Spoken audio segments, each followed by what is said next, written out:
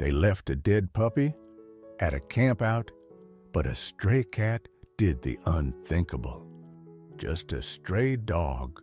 Who cares?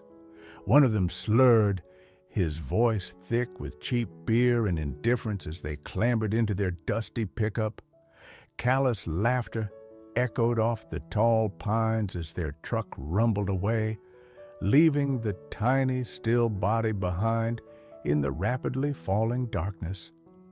Silence descended upon the abandoned Blackwood campsite, broken only by the rustle of unseen things in the undergrowth. But as the last sliver of moon peeked through the clouds, a pair of luminous golden eyes, like polished amber, emerged from the dense thicket near the lake.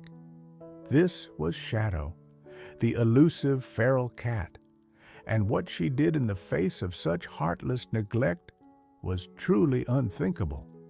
To find out how this solitary creature performed an act of incredible compassion, make sure you subscribe to our channel, hit that like button, and listen to the full, astonishing story. The sound clawed its way into Mia's sleep, a raw, serrated edge against the deep velvet silence of the Oregon night. It wasn't the hoot of an owl, nor the distant bark of a coyote. This was something else, something that vibrated with an urgency that prickled her skin and tightened her chest. She lay still in her sleeping bag, the nylon cool against her cheek, her 10-year-old heart thumping a frantic rhythm against her ribs. Moonlight, filtered through the dense canopy of Blackwood forest, cast a pale, ghostly glow on the canvas of the tent she shared with her father. Meow! Yow! The cry came again, sharper this time, laced with a despair that seemed too profound for an animal. It wasn't a simple feline complaint about hunger or a territorial dispute. This was a lament, a desperate summons that sliced through the cold pre-dawn air of late May. Mia sat up, her breath fogging in the chill. Her father, John, mumbled in his sleep beside her, a low rumble that usually comforted her but now seemed an ocean away. The sound was closer than she'd first thought, just outside, near the dying embers of their campfire. She had to know. Fumbling for the zipper, the metallic rasp sounded deafeningly loud. She winced, glancing at her father, but he only shifted, his breathing deepening, holding her breath. Mia slipped out of the tent. The cold hit her instantly, seeping through her oversized hoodie and pajama pants. Dew-laden grass soaked her bare feet, and the air smelled of pine, damp earth, and the faintest, lingering scent of wood smoke. The moon, a silver disk caught in the jagged teeth of the surrounding pines, illuminated a scene that would forever be etched into her memory.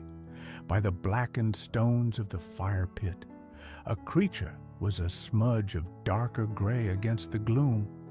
As she crept closer, her small flashlight trembling in her hand, the beam picked out its form, a cat, gaunt and wiry, its fur the color of ash and shadow. It was crouched low, its body a tight coil of something Mia couldn't name.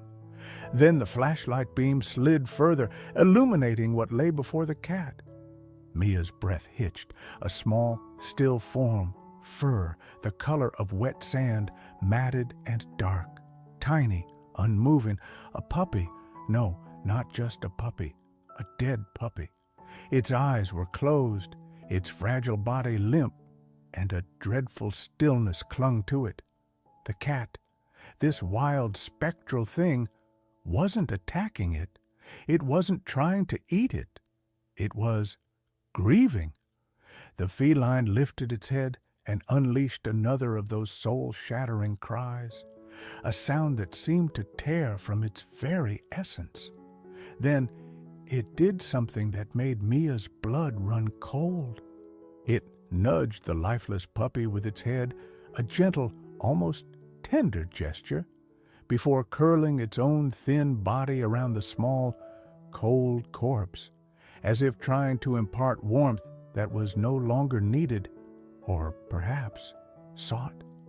The flashlight beam quivered, reflecting in the cat's wide, luminous golden eyes, eyes that stared directly at Mia, filled not with fear, but with an unnerving, desperate plea. The Blackwood Forest State Park was meant to be an escape for Mia and her father, John Larson. It was their annual tradition, a week snatched away from the muted palette of city life in Portland, Oregon, a chance to trade concrete for conifers and deadlines for the lazy drift of days governed by sunlight and birdsong. John, a landscape architect with a poet's appreciation for nature and a pragmatist's approach to most other things, believed these trips were essential for Mia's soul, and perhaps his own. This year, late May 2025, promised clear skies and cool nights, perfect for hiking and campfire stories. Mia, at 10, was a quiet observer, a collector of feathers, interestingly shaped stones, and animal facts. Her empathy was a raw, sometimes overwhelming force, especially when it came to creatures in distress. She'd once tried to nurse a fallen sparrow with a broken wing for 3 days, crying inconsolably when it inevitably died. Her room was a testament to her love, with more pictures of animals than of pop stars or friends.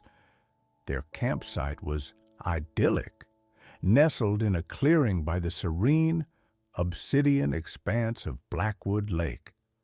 They'd arrived the previous afternoon, setting up their tent, unrolling sleeping bags, and gathering firewood. The air had been alive with the scent of pine and the cheerful cacophony of their preparations. Later, they'd roasted marshmallows, John's deep voice weaving tales of forest spirits and constellations, Mia's laughter echoing into the growing darkness. She'd fallen asleep feeling safe, cocooned in the love of her father and the ancient embrace of the woods. The previous occupants of this particular campsite, however, had left more than just a few scuff marks on the earth. John had grumbled as he'd collected discarded beer cans and plastic wrappers, his brow furrowed with disapproval.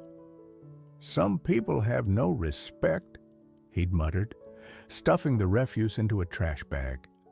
Mia had noticed a faint, unpleasant odor near the edge of the parking spur, a lingering scent of neglect, but hadn't thought much of it then. She'd seen the remnants of a larger, more raucous gathering, an extra fire pit, hastily abandoned, and flattened patches of grass where multiple tents had clearly been pitched. Now, standing barefoot in the pre-dawn chill, the flashlight shaking in her hand, the memory of that neglect took on a horrifying new dimension. The dead puppy, the grieving cat, the pieces clicked into place with a sickening finality. The previous campers, they hadn't just left trash. John, awakened by Mia's prolonged absence and the persistent haunting cries of the cat, emerged groggily from the tent, his hair sleep-tousled, a frown etching his face. "Mia, what on earth?" His voice trailed off as he took in the scene. Mia, pale and trembling, the flashlight beam fixed on the cat and its grim companion. He moved to Mia's side, his arm instinctively going around her shoulders. "Oh, honey," he whispered, his gaze softening with a shared sorrow as he saw the puppy. He was a practical man, not easily shaken, but the sight of the emaciated cat, which he recognized as the elusive stray locals sometimes called Shadow, huddled protectively over the dead animal, gave him pause. Poor little thing, and that cat. Shadow looked up at John, then back at Mia, its golden eyes wide and intense. It let out another cry, but this one was different, shorter, sharper, and it was followed by a distinct movement. The cat shifted, its head turning towards a dense patch of ferns and salal bushes just beyond the fire pit, near the edge of the tree line. It meowed again, a quick, urgent sound, and then looked pointedly back at Mia. "What is it?" "Shadow," Mia whispered, her voice hoarse. She'd heard the whispers about the feral cat, a phantom of the forest, rarely seen, never approached. Yet here it was, inches away, its gaze compelling, driven by an instinct she couldn't explain, by the sheer force of the cat's strange insistence. Mia slowly moved her flashlight beam towards the bushes. The light cut through the pre-dawn gloom, dancing over the damp leaves. For a moment, she saw nothing but tangled undergrowth. Then, a flicker of movement. A tiny whimper, so faint it was almost lost beneath the sigh of the wind in the pines. Mia's heart leaped. "Dad, there!" She scrambled forward, pushing aside the wet fronds, and there, nestled in a shallow depression at the base of a large fern, was another puppy. It was a mirror image of the first, small, with the same sandy brown fur, but this one was alive. Its tiny body quivered violently, its eyes barely slitted open, and it let out another pitiful mewl. It was impossibly small, cold, and utterly defenseless. The truth crashed down on Mia with the force of a physical blow. Shadow hadn't just been mourning the dead puppy. The cat's desperate cries, its strange vigil. It had been trying to tell them, it had been calling for help. For this one, this tiny flickering spark of life. "Oh my God," John breathed, kneeling beside Mia, his usual composure momentarily shattered. He reached out a gentle hand, his fingers brushing the puppy's trembling fur. "It's alive. Barely." Mia looked from the shivering puppy to Shadow, who was now watching them intently, its body still a protective curve near the dead sibling, but its cries had softened to a low, anxious rumble. "Shadow," Mia whispered, tears welling in her eyes, a mixture of sorrow for the one lost and a desperate, burgeoning hope for the one found. "You saved him." The surviving puppy, nestled in Mia's trembling hands, was the inciting incident, her initial goal, raw and immediate. Formed in that instant, she had to save this little life. And somehow, inexplicably, a feral cat was at the heart of it all. The immediate priority was warmth. The surviving puppy, which Mia instinctively named Hope, was dangerously cold, its tiny body radiating a chill that belied the faint spark of life within. John, his face a mask of concern, hurried back to the tent, returning with a small towel and one of his thick woolen socks. "Gently, Mia, we need to get its temperature up." Mia, her earlier shock giving way to a focused determination, carefully wrapped Hope in the towel, tucking the bundle inside her hoodie against her own skin, trying to share her body heat. The puppy was terrifyingly fragile, its whimpers weak, its breathing shallow. Every few moments, a violent shiver would rack its tiny frame. "We need to get it to a vet," John said, his voice firm. "The ranger station might know the closest one. It's probably in Cedar Creek, about 40 minutes from here. We'll have to pack up quickly." While John began the task of breaking camp with an efficiency born of practice and urgency, Mia sat on a log, cradling Hope, her gaze flitting between the precious bundle in her arms and Shadow, The gray cat remained near the dead puppy, a silent, sorrowful sentinel. Its earlier, frantic energy had subsided, replaced by a watchful stillness. Its golden eyes, however, never strayed far from Mia and the living puppy she held. "Why, Shadow," Mia murmured, more to herself than the cat. "Why did you care?" Feral cats were supposed to be solitary, distrustful, concerned only with their own survival. Yet Shadow's actions defied that stereotype. There was a depth of something in its gaze, intelligence, perhaps even a strange, wild form of compassion that Mia couldn't fathom but felt profoundly. The burial of the first puppy was a somber affair. John found a small, sun-dappled spot beneath an old-growth cedar, and with their collapsible camp shovel, he dug a shallow grave. Mia, with tears streaming down her face, gently placed the small, still body, now wrapped in a spare handkerchief, into the earth. Shadow watched from a distance, its form blending with the mottled sunlight and shade, its silence more eloquent than any words. When John had covered the grave, placing a small, smooth river stone on top as a marker, Shadow approached, sniffed the disturbed earth, and then sat for a long moment before melting back into the undergrowth. It was as if it, too, needed that closure. The drive to Cedar Creek was tense. Hope remained worryingly listless. Despite Mia's efforts to keep it warm and comfortable, John called ahead to the only veterinary clinic in the small town. Explaining the situation, Dr. Ramirez, the vet, agreed to see them immediately.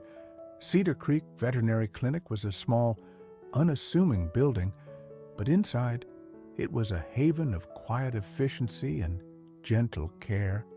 Dr. Ramirez, a woman with kind eyes and capable hands, took hope from Mia with a reassuring smile.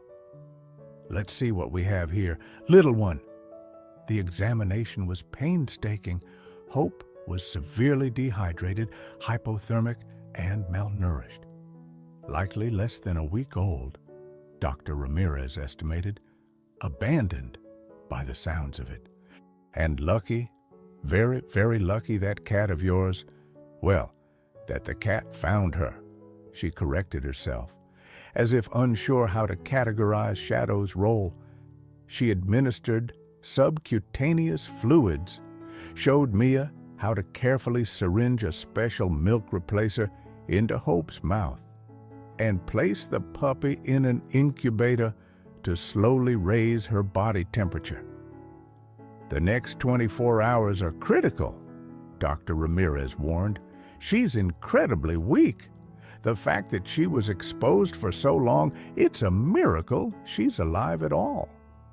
She then asked more about Shadow, intrigued by John's account of the cat's behavior. "It's unusual, certainly. Perhaps a female who lost her own litter recently, or just a particularly empathetic individual. Animals can surprise us." They decided to stay in a motel in Cedar Creek for the night, unwilling to risk the drive back to Portland with Hope in such a precarious state, and reluctant to return to the now emotionally charged campsite. John called his office, rearranging his schedule, his initial frustration at the disrupted vacation entirely replaced by a quiet determination to see this through. Mia, meanwhile, couldn't shake the image of Shadow. While Hope fought for her life in the sterile warmth of the incubator, Shadow was out there, alone in the vast forest. A new, equally urgent need began to take root in Mia's heart. Shadow needed help too. The cat was painfully thin, its fur dull. It had risked exposure, perhaps even danger, to draw attention to the puppies. That evening, after a tiny, hopeful sign, Hope had taken a few drops of milk replacer without regurgitating. Mia voiced her thoughts to her father. "Dad, what about Shadow? We can't just leave her."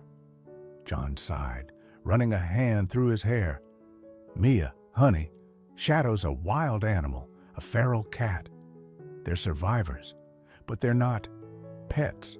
Trying to catch her, to tame her, that might be crueler than letting her be."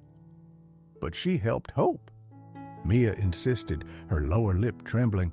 "She was so sad about the other puppy, and she looked right at me, Dad, like she knew."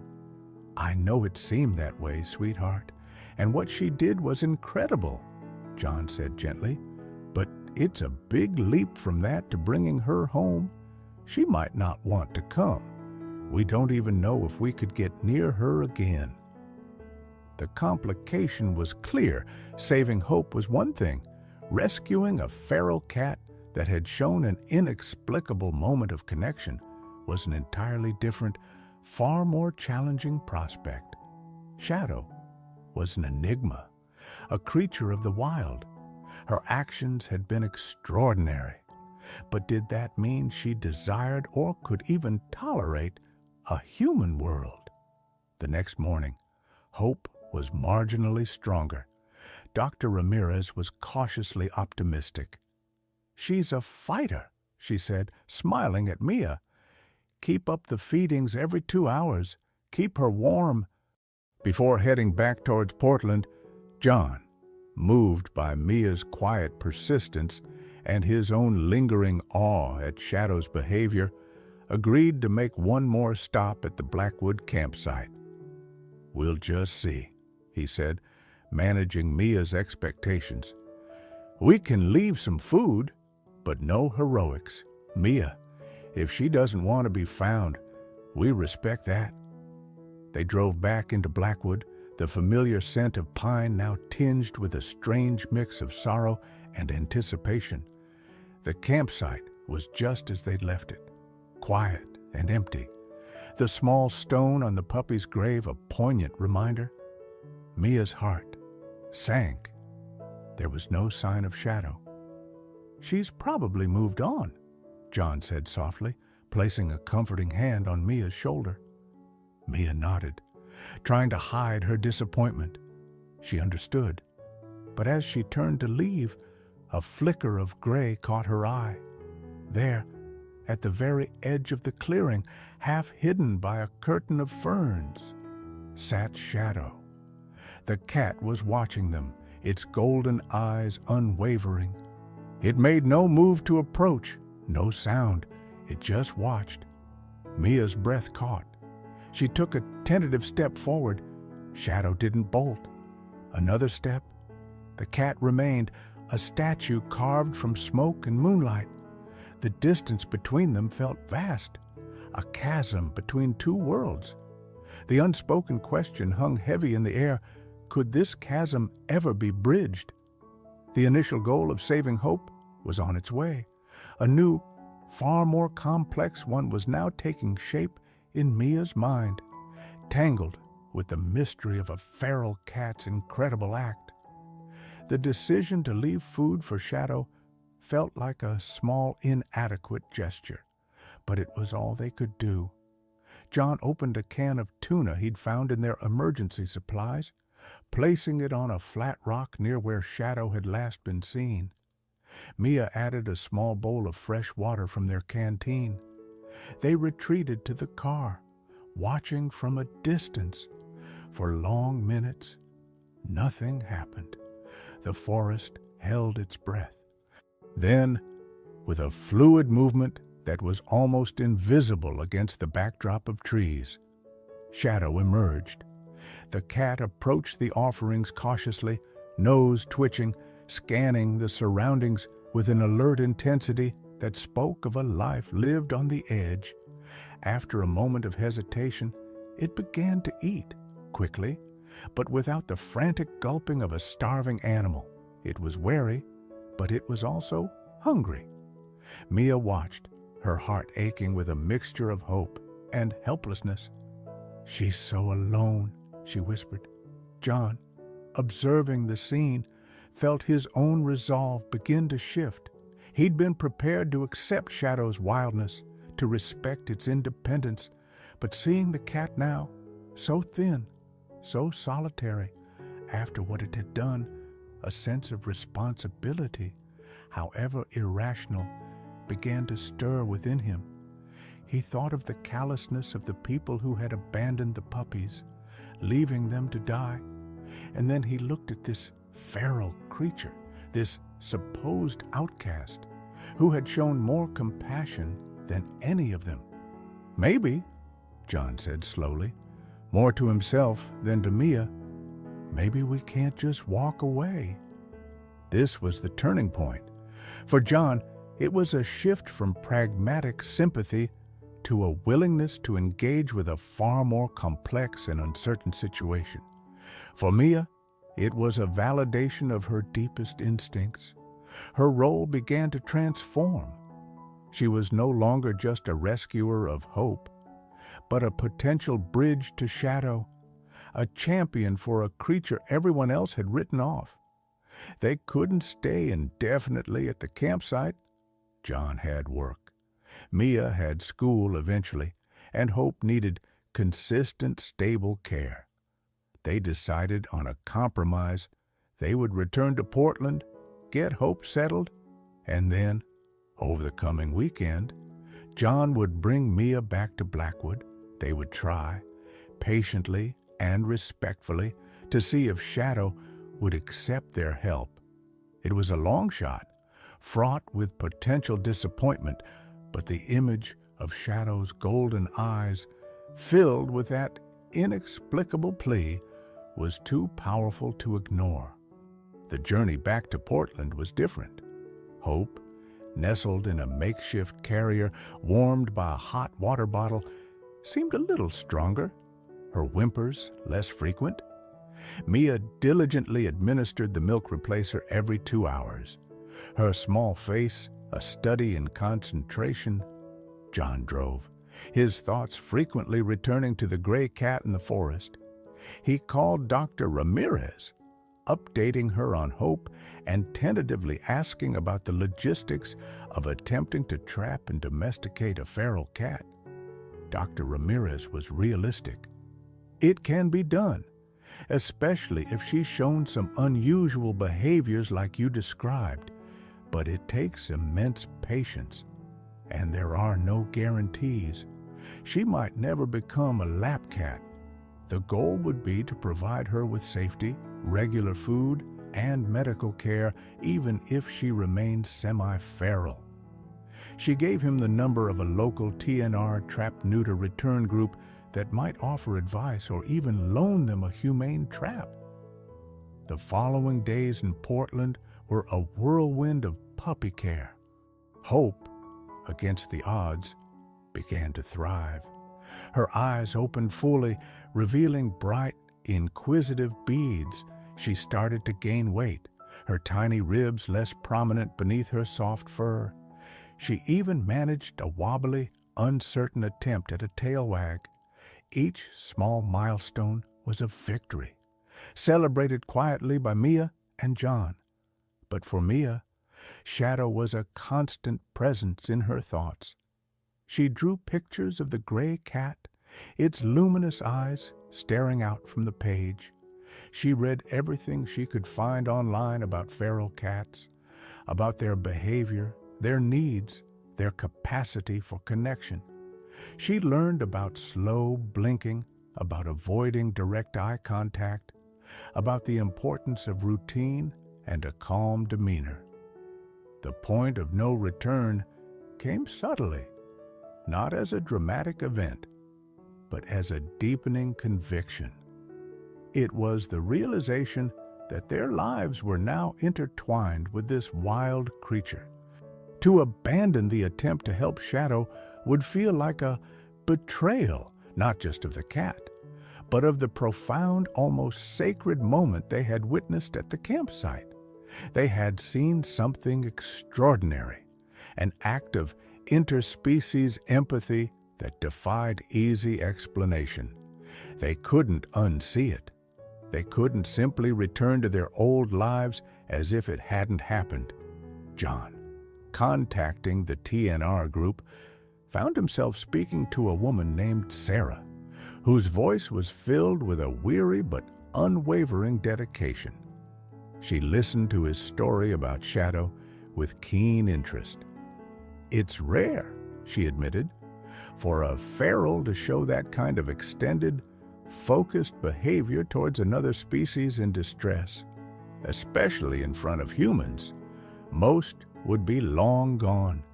This Shadow, she sounds special." Sarah offered practical advice, emphasizing the need for patience above all else.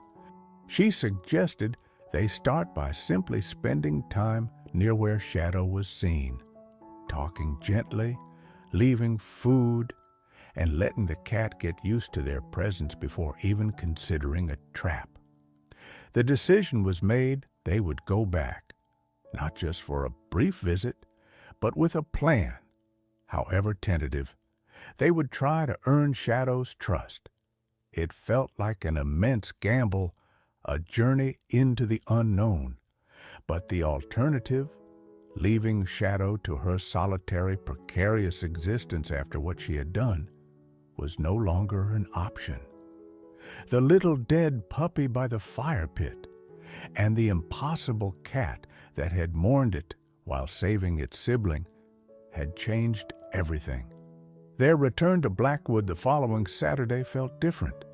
The late spring air was warmer, the forest more alive with the chorus of birds and buzzing insects. Hope, now a small, wriggling bundle of energy, stayed behind in Portland, cared for by a trusted neighbor. This trip was solely about Shadow. John parked the car in the same spot, and Mia's heart pounded with a mixture of anticipation and trepidation. Would Shadow still be there, or had the enigmatic cat vanished back into the deeper, wilder parts of the forest? A fleeting, inexplicable memory? They didn't see her at first. Mia walked slowly around the perimeter of the campsite, her voice a soft murmur. "Shadow, it's Mia. We're back. We brought you something." She placed a small dish of wet cat food, a higher quality brand this time, recommended by Dr. Ramirez, near the rock where Shadow had eaten before. John sat on a fallen log, a book open in his lap, feigning casual disinterest, a tactic Sarah from the TNR group had suggested. Let her come to you, or at least observe you without feeling pressured, she'd advised. Hours passed. The sun climbed higher, dappling the forest floor. Mia tried to read, but her eyes kept scanning the tree line. Doubt began to creep in. Maybe her father had been right initially. Maybe Shadow was too wild, too untamable. Maybe their brief, intense connection had been a fluke, a momentary lapse in the cat's feral defenses. Then, just as the afternoon shadows began to lengthen, a flicker of movement. Shadow materialized at the edge of the clearing, as silent and ethereal as her namesake. She was thinner than Mia remembered, her gray fur clinging to her sharp bones, her golden eyes, wary but intelligent, fixed on them. "Hey, Shadow," Mia whispered, her voice barely audible. She didn't move, didn't even turn her head fully, just kept her gaze soft, directed slightly away from the cat. She remembered Sarah's advice about slow blinking, a sign of trust in the feline world. Mia blinked slowly, deliberately. Shadow watched, unmoving, for what felt like an eternity. Then, almost imperceptibly, her ears, which had been swiveling nervously, relaxed slightly. She took a tentative step forward, then another. Her progress towards the food dish was agonizingly slow, each movement fraught with caution. She ate, but her eyes darted constantly between the food and the two humans. This became their pattern, for the next 2 days. They would arrive in the morning, leave food and fresh water, and then sit quietly, talking softly to each other or reading, allowing Shadow to approach on her own terms. Each day, Shadow came a little closer.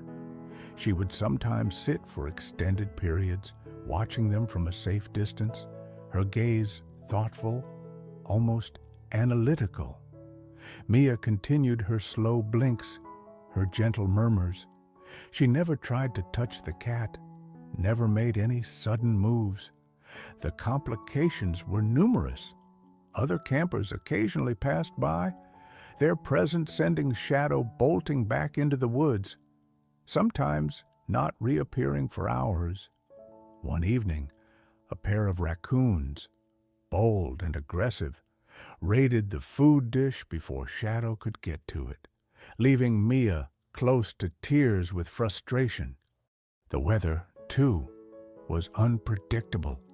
A sudden thunderstorm rolled in on their second afternoon, the downpour torrential, forcing Mia and John to retreat to their car.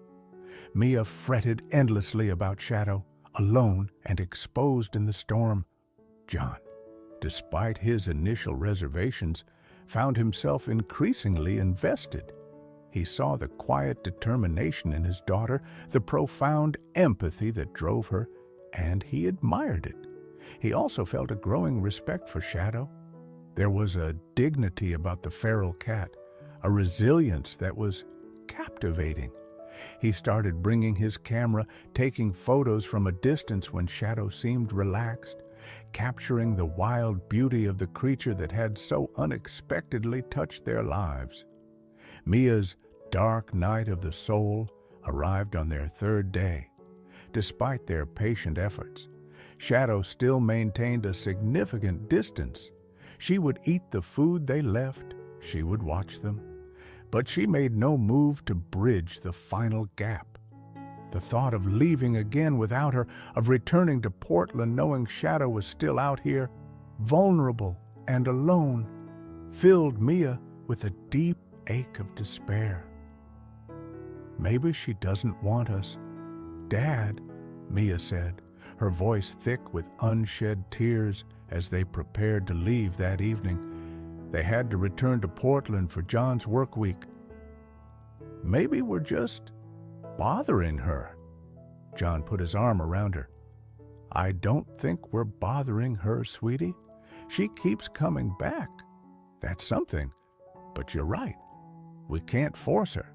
We have to respect her choice, whatever it is." His words were meant to be comforting, but they felt like an admission of defeat.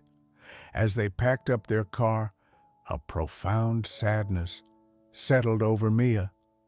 She looked towards the darkening woods, half expecting to see Shadow's golden eyes gleaming in the twilight. But there was nothing, only the rustle of leaves and the deepening silence. Had they failed? Was this the end of their strange, fragile connection? Just as John started the engine, Mia gasped, "Dad, look!" Shadow was there, standing at the edge of the parking spur, closer than she had ever been before. She wasn't looking at the food dish or at the spot where they usually sat. She was looking directly at the car, at them. And then the cat did something truly astonishing. She took a few hesitant steps towards the car, stopped, and let out a soft, almost questioning meow. It wasn't the cry of distress they'd heard before, nor the silent observation. This was different. It felt like an invitation, or perhaps a surrender. Mia's heart leaped into her throat. John switched off the engine, his eyes wide with disbelief. The TNR group had loaned them a humane trap, a large wire cage designed to safely capture feral cats. It was in the trunk, a last resort they hadn't yet dared to use, fearing it would shatter any trust they'd built. But now, looking at Shadow, at the vulnerability in her stance, the faint hope in her hesitant call. Mia knew this was their chance. The final preparations for the climax were not about elaborate plans, but about responding to this fragile, unspoken offer from a creature who had already given them so much. The tension was almost unbearable. Everything hinged on these next few moments. The air in the clearing grew heavy, charged with an unspoken significance. Mia held her breath, her gaze locked on Shadow. The cat hadn't moved, its delicate paws planted firmly on the gravel, its golden eyes fixed on the car. The soft, questioning meow still seemed to hang in the air. John exchanged a look with Mia. No words were needed. He slowly, carefully opened his car door, making no sudden movements. Shadow tensed, her ears flicking, but she didn't bolt. Mia, mirroring her father, opened her door with equal caution. "It's okay, Shadow," Mia whispered, her voice trembling slightly despite her efforts to keep it calm and soothing. "It's okay." The humane trap was their biggest gamble. Sarah from the TNR group had warned them that for some ferals, the sight of a trap was enough to send them disappearing for good. But Shadow's behavior now was so uncharacteristic, so direct, that it felt like they had to try. John retrieved the trap from the trunk. It was a simple wire cage with a trip plate. He baited it with a generous portion of the pungent, fishy cat food Shadow seemed to favor, placing the open trap on the ground a few feet from where the cat stood. He propped the door open. Then he and Mia slowly backed away, retreating towards the far side of the car, giving Shadow space. The waiting was agonizing. Minutes stretched into an eternity. Shadow watched the trap, then looked at Mia, then back at the trap. Mia could almost see the internal conflict in the cat's posture, the ingrained caution warring with, what, curiosity, hunger, or perhaps a nascent flicker of trust. A light breeze rustled the leaves, the only sound in the otherwise silent forest. The sun was beginning to dip below the tree line, painting the sky in hues of orange and purple. Time was running out. Then Shadow moved, not away, but towards the trap. She approached it with infinite slowness, her body low to the ground, nose twitching. She circled it once, sniffing at the wire mesh. Mia's heart hammered against her ribs. "Please, Shadow, please." The cat paused at the entrance, peering inside at the food. For a moment, Mia was sure she would turn away, but then, with a sudden, decisive movement, Shadow stepped inside. She took a bite of the food, another. As she reached further in for the main portion, her paw brushed the trip plate. Click, thwump. The door snapped shut. Shadow whirled, a blur of gray fur, and for a terrifying second, Mia thought the cat would go into a frenzy, injuring herself against the wire. John instinctively moved forward, but Mia put a hand on his arm. "Wait, Dad." Shadow didn't panic. She tested the door with her nose, then sat down, surprisingly calm, and looked directly at Mia. Her golden eyes were wide, perhaps a little fearful, but there was no aggression, no wild thrashing. It was as if, on some level, she understood, or perhaps she was simply too weary to fight anymore. Mia approached the trap slowly, her heart overflowing with a complex mix of triumph, relief, and a profound tenderness. She knelt down, her face close to the wire. "Oh, Shadow," she whispered, tears finally spilling over, tracing warm paths down her cold cheeks. "You're safe now. You're safe." Shadow blinked slowly at her, a long, deliberate blink, and in that moment, Mia knew they had done the right thing. The central question, could they reach this wild, grieving, heroic cat, had been answered. Yes.